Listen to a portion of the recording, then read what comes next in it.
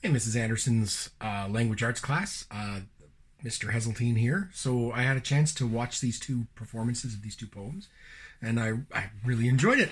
So I was asked to answer two questions: what stood out the most to me, and what can we learn from these poems? So I'm going to try to answer that as best I can. In a timely manner. So anyways, what stood out to me in both of them, I guess being a music nerd, it's the rhythm. The use of rhythm and articulation in the way that they present the poems. It's why it's always, to me, so great to hear poems read aloud rather than just reading them. So especially in the second one, in native tongues, the way he not only uses rhythm to get his point across, but articulation, and the way his the way he shapes each word is so unique and different, and gives across more meaning even than just the words themselves.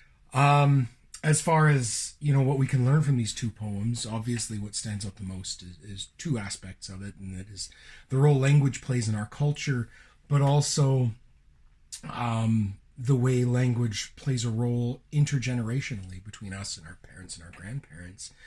And at the center of it all is the concept of understanding where we all come from, and that we don't all share the same linguistic history. It's the understanding the fact that our differences can be celebrated and understood, and it's that understanding that brings us together as human beings. With Mr. Davis. Oh, pick your feet up. Pick your feet up. Oh, keep them up. It's gonna get wet. Oh, I don't care anymore. We're on location. So Mr. Davis is going to respond first I am. to these two incredible, well written and delivered poems. Well delivered and well written, but I didn't like either one of them. But the bridge, my reaction was he seems really angry at society at the beginning, and then by the time he gets to the end, he realizes he's just angry with himself. And he really sweats a lot too. I thought that was neat. Native tongue.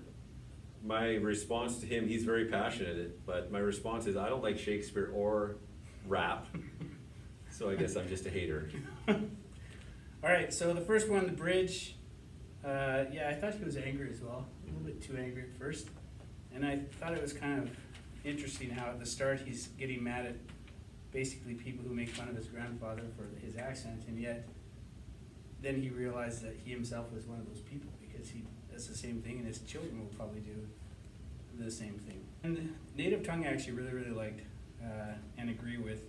What's interesting though is I imagine Shakespeare, when he first started putting out some of his writings, I imagine he was looked upon as weird, and the way he communicated was weird. And I think the same thing with rap. When it first came out, there were lots of haters, but now because the language is more understood, it's also more loved. And I think that's the same thing with Shakespeare. There's a lot of people that hate Shakespeare because they don't understand it.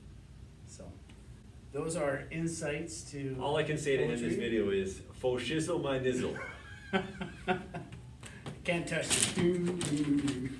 Faux shizzle my nizzle.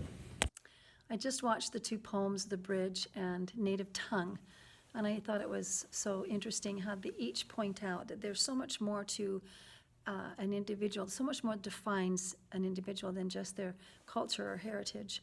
I like the cooking analogy in The Bridge, and how he points out that he would rather show the people how much he loves cooking and doing his very best at that than risk stumbling over his accent and risk offending someone else with a preconceived attitude.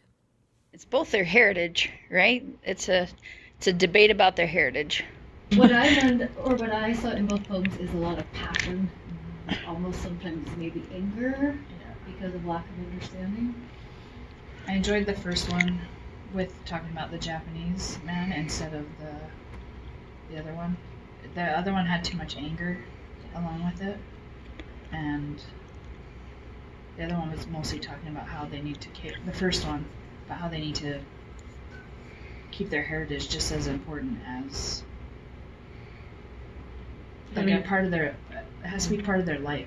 Or having a lot to do, having a lot to do with their language, not just a different language, but the way they speak. He was more passionate about how he's lost what his father I almost felt like there was more blame on the other one. Yeah. And just because they talk different doesn't make them uneducated or whatever. And yet we've never walked in their shoes, so. Yeah. Those poems are awesome. They totally show that people from other cultures understand that they have language barriers, and they have them for a reason. It has to do with their history and the way they are raised, and they might be a little self-conscious about them, but they are intelligent people with lots to offer. Okay, so thank you for everyone who helped me with this video, and I hope you listen to their words. They're very insightful. I'm just going to quickly talk about the two poems. For the bridge, one thing that stood out to me the most is that he writes with a lot of figurative language. He uses a lot of similes to describe his father's accent, and that was one of the things that I loved about it, is the way he describes it. It made it so much more powerful to me and special. And then at the end, it just is so interesting that he has this fear of losing his Japanese heritage. And he's defensive, but it's kind of because he feels incomplete. He feels like he might be the cause of the loss of this heritage.